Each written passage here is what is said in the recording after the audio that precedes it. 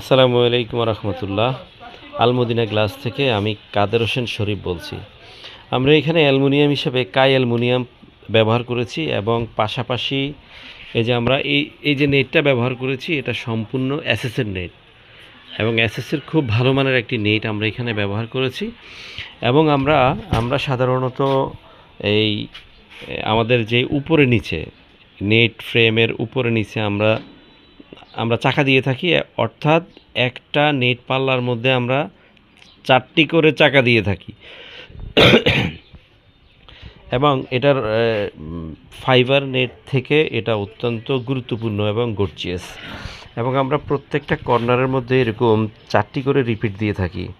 এই যে আমাদের এই পাশেও নেট হুল দেওয়া আছে এবং এই উপরে নিচে নেট হুল দেওয়ার কারণে এটা খুব স্মুথলি চলাফেরা করে।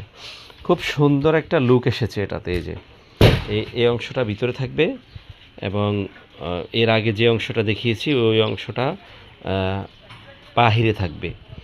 আর নেটটি ব্যবহারের জন্য আমরা এখানে একটা হাতুল ব্যবহার করেছি, নেট অর্থাৎ নেট হ্যান্ডেল। তো সব মিলিয়ে খুব সুন্দর একটা নেটের ফ্রেম তৈরি হয়েছে।